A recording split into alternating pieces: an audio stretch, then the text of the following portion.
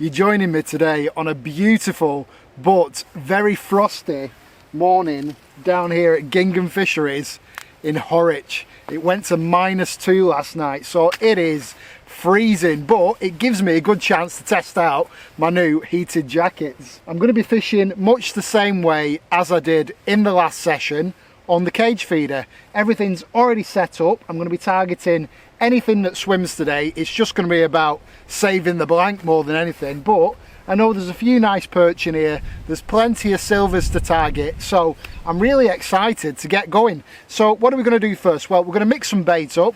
I'm keeping it really simple but high quality with the baits as usual. I'm going to be using a mix of hemp. I'm going to be using my expander ground bait, and also I'm going to put some maggots in there as well. And on the hook I'm going to be using segments of dendrobina and also maggots. Couldn't be simpler. On these tougher days this year where the temperatures are hitting the minus figures, I'm going to be sticking with natural baits like worms, like maggots, because it's just going to give me the best chance of having a more entertaining video. Sometimes I'll put a sleeper rod out for the bigger fish on a method feeder with maybe like a bigger wafter so I don't get pestered with the silvers, but mostly on the natural baits, on the cage feeder, on the flow, keeping it simple. I've not actually got here mega early this morning. It's probably about 10:30 now, so I really need to get my skates on and get fishing, because with the shorter days I'm not going to have as much time on the bank fishing. So let's get into it. Let's see if we can catch anything.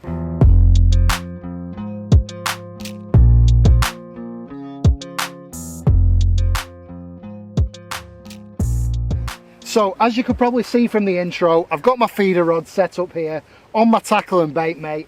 I've got the tip nice and low to the water. Now I am sat in the shade here, so I'm sorry if it's a little bit dark on the camera, but I'm hoping once that sun comes up we will get a bit of sun here. The reason that I've chosen this peg is I did see quite a few silvers topping in this area, so I thought it's as good a spot as any. I get myself set up there. Equipment today, very simple, using my Shimano Speedmaster 30-gram rod, and paired that with one of my own brand reels, my Aries 4000 reels. Lovely, powerful but smooth little bait runner reel there for feeder fishing. So I've got a little 25-gram cage feeder there. I'm going to start off on a cage feeder, but I might swap this for a maggot feeder a little bit later on. I just want to get some bait out there, get the silvers grubbing about, and hopefully then they'll draw the perch in as well.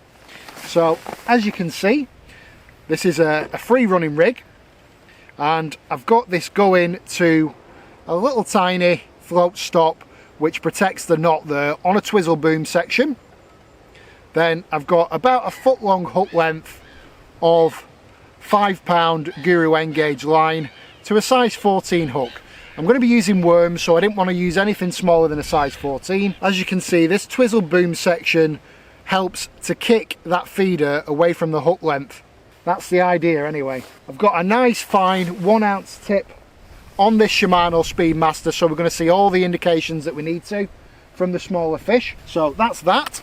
Let's get some bait mixed up. Got my maggots, got my dendras, which I've had in the garage for probably about 3 months now. I've kept them alive for, which is good for dendrobinas. I usually end up killing them long before then. And I've just got some ground bait, expander ground bait in there, and hemp. That's the ground bait that I'm using. I'm just going to mix that hemp through, put a bit of water in here. God, it's freezing.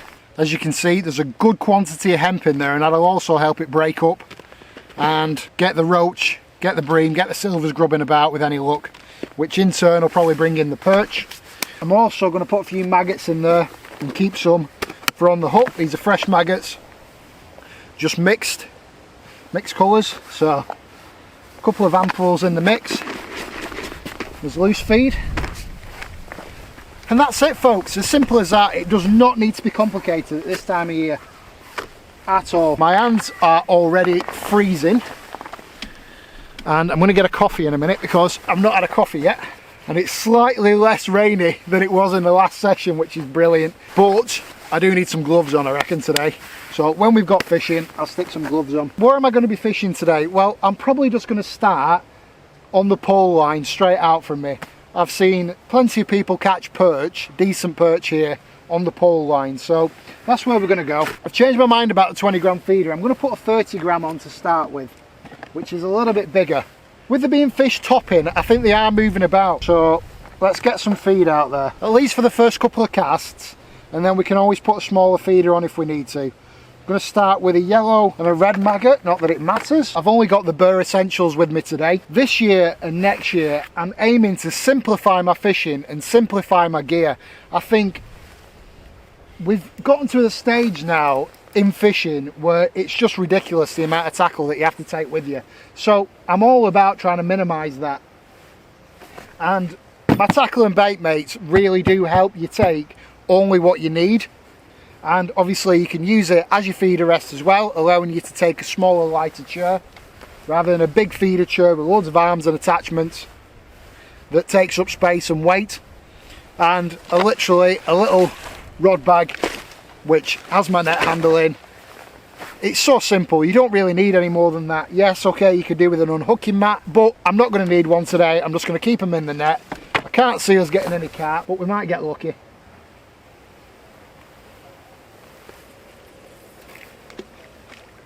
So I've just picked a far bank marker there, I've just flicked it out. Very, very deep here. So I've got to let it sink. And at this time of year, folks, try and pick the deeper fisheries, because they're going to be least affected by the cold. But there we go, we're fishing, simple. Time for a coffee, I think. I am starting to get chilly now, so let's switch this on.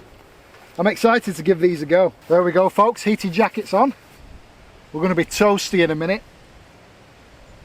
If you haven't used these heated jackets before, it does take them a while to wear into action, and it works by warming you gently over a period of time, and it builds up the thermal layers inside. Now, I did mention this in my last video, but just in case anybody missed it, I have closed my website now for winter. I've done that for a couple of reasons, but the main one being to give me more time out on the bank filming winter content for you guys this year. I want to keep the videos going. I want to try and stick to 2 a week or 1 a week as a minimum, but I'm expecting it to be a really tough winter, which means I'm going to have to spend more time out on the bank to get some good sessions in. To start off with, I am going to try a few different areas just to try and work out where the fish are. So this time I've cast reasonably close in. On the next cast I'll go a bit further out, and where I'm getting the most indications is where I will then consistently cast to. One of my subscribers is actually fishing on the lake today, so I'm glad I'm not the only one that's brave or stupid enough to come fishing when it's so cold. So my subscriber's into a fish. Could be a carp as well, actually. There you go, see? Get yourself out, you give it a go and you're rewarded.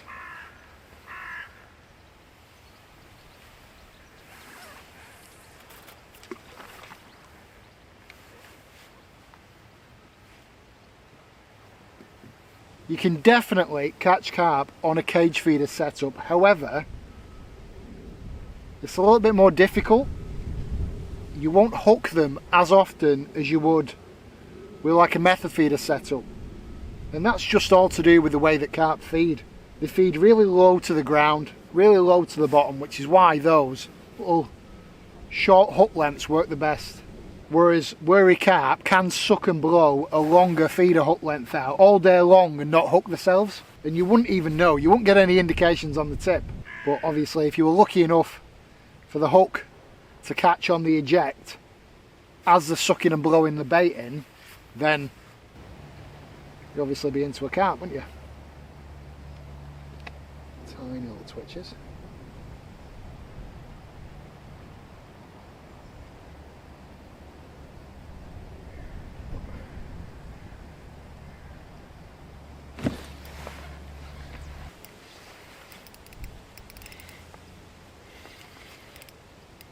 We're in, folks.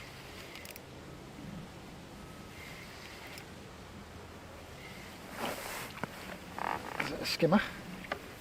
Is it? No, nice roach.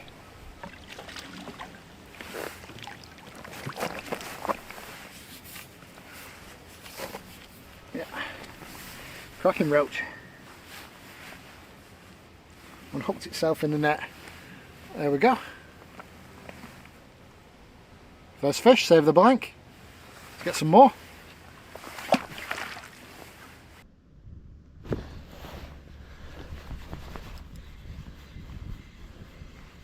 Missed it. Missed it. Damn. Well, fish are there. Yeah, definitely wish I'd have brought a sleeper rod. Should always take a sleeper rod. It's free for a second rod here as well, so no excuses. Just had this already set up, so I thought I'd just persevere with the cage feeder. That is a nice carp, that. Well in. Like I said, not impossible for us to get a carp on this setup, but I think he's fishing into the middle. Now obviously it's deeper in the middle there, so it could be that the carp have moved into the deeper, milder thermal layers, but good to see that they're still feeding. 9¼ pound common in minus figures. What a cracking catch. Fair play to him. In the back of my mind, folks, I'm always wanting a carp, but it is nice to get out, use different methods like the cage feeder and maggot feeder like I'm using today, and target some different fish. I don't mind sitting, catching silvers on the feeder, catching small perch. And to be honest with you folks, all this year I've given the carp a break really. Not had many dedicated carp sessions. I've been targeting other species, but I think next year we'll get out and do some more specimen sessions for cats and carp. Try and get in some longer 24, 48 hour sessions. I haven't done many this year, just because of how busy the website's been. Drop back. Oh, we got a fish on there. That was a big drop back.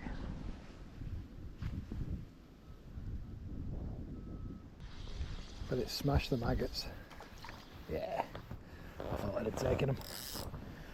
There's like an empty maggot skin left. Should we try a maggot feeder? See if we can get some perch in the swim. A little bit of a closer look at the rig there. Well, I've got it. Running feeder on a clip swivel.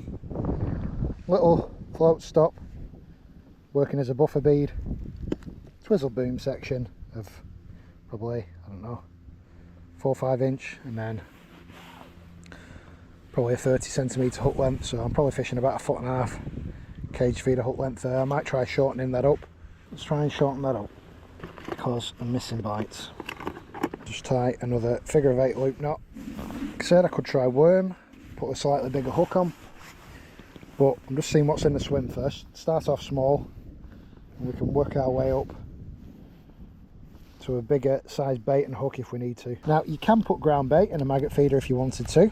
It does come out, but let's just get some maggots in there, put a touch of ground bait in the top just to cap it. Just give it a bit more flavour on the way down, and then there we go. Let's get that out before the maggots wriggle out.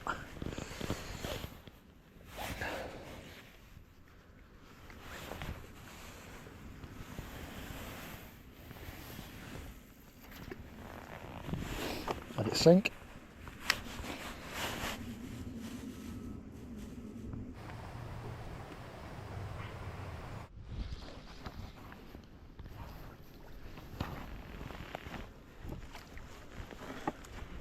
Oh, net had frozen to the frozen to the bag. Oh, it's come out.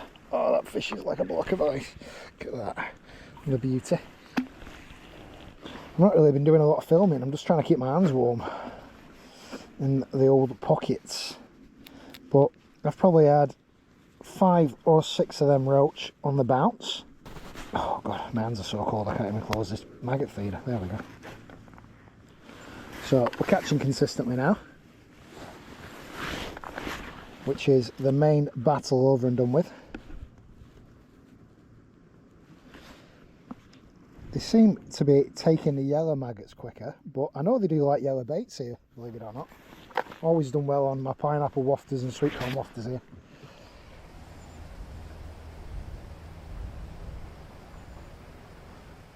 Just look at that beautiful setting behind me. Just missed that last bite because I was messing about with the camera. Typical. Definitely getting quicker bites on the yellow maggots.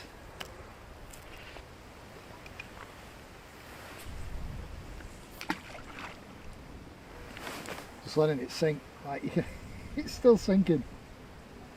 So deep.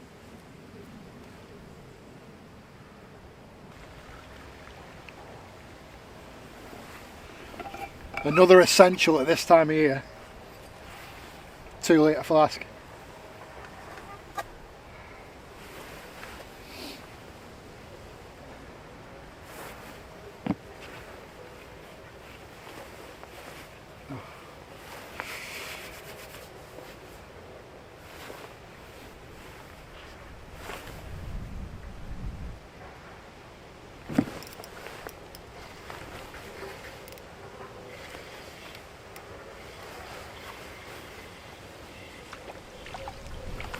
Just really consistent fishing.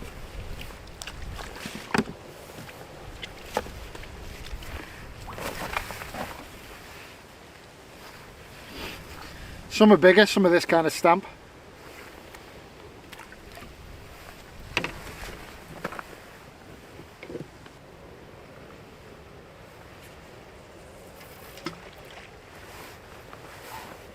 Swapping down to the shorter hook length has definitely improved my catch rate as well.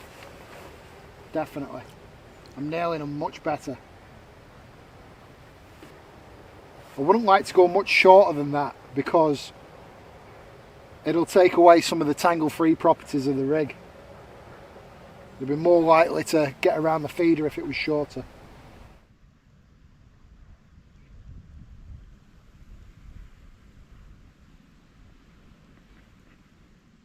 Well, while we're waiting for a big perch to come and absolutely snaffle this worm that I've put on, I want to take a minute away from the video to say, if you are enjoying it, make sure you hit that subscribe button for me. There'll be more chilled out sessions like this coming throughout winter, and I must say, even though it is freezing cold today, I'm really enjoying today's session. We've caught a really good bag of those roach, and I'm hoping for more fish before we have to call it a day. Like I said, shorter days now, so I don't get quite as long on the bank. I'll probably have to start packing up at about, I don't know, 3:30, just so I can miss the traffic back to Manchester. But to be honest with you, by the time I get in, it's probably going to be dark anyway, so it's not too much of a problem. Getting little twitches on the worm. First indications I've had on it. But yeah, subscribing is literally all you need to do to support the channel. It's free to do so. You can do it if you're watching on the TV as well. All you need to do is hit the down on the remote, which should bring up the menu, and then click subscribe with the select button, and that'll subscribe if you're watching on a TV. Obviously it's much easier to do it on the mobile device, but thought we was in then. That was a good bite on the worm. Probably one of those roach pulling at it. Cold, it's getting colder as well. Thought I might get the sun a tiny bit today, but I haven't got it at all.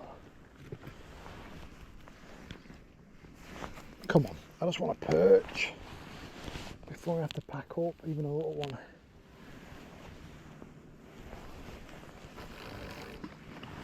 That's a good cast.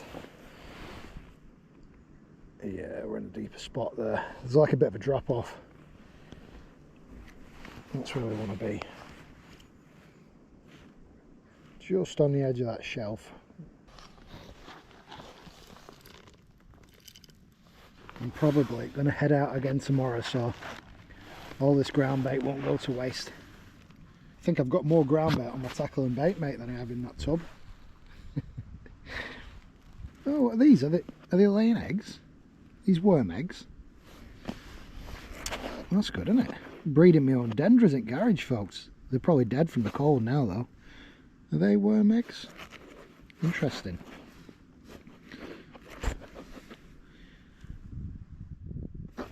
Shows that they've been happy and healthy in there. They're definitely not going to be happy out here in this cold, though. Dendras just don't like the cold. They like to be at a nice ambient room temperature. So far, nothing on the dendra, though. I did expect it to be longer between bites, though. Obviously those roach aren't going to bother, or aren't going to be able to take that dendra fully. A bream would, obviously carp would, perch, even small perch. They'd have a go at that dendrobina, but it'd have to be a decent sized roach to get it in its mouth. Little twitch there.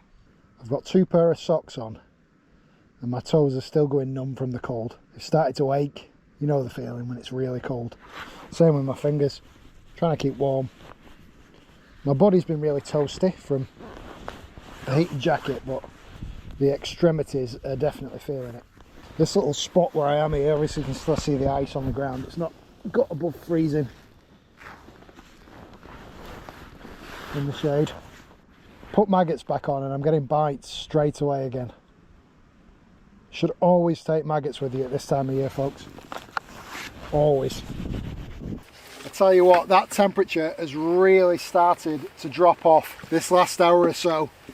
And unfortunately, it's coming up to the time now where I need to be starting to think about calling it a day and getting packed up. And there we go, another lovely roach. I have honestly really enjoyed today's session. It's been tough with the elements. It's been really cold today, especially in this swim. I've got no sun at all today. My feet are freezing, my hands are freezing, but we've had a really good bag of silvers, all on the maggots. Couldn't seem to get a bite on the worm. So my advice is, if you're coming out, if you're doing maggot feeder, if you're fishing on the maggot feeder, if you're fishing a cage feeder, make sure that you're taking maggots with you at this time of year. Maggots are mostly always a blank saver. But folks, I just want to say I really hope that you've enjoyed this video, cage feeder fishing and maggot feeder fishing for silvers. If you have, then I'd really appreciate it if you drop a like on the video, and as I said before, if you hit that subscribe button for me, that's all you need to do to support the channel and so I can carry on getting out and making videos like these for you. I'll see you next time, folks.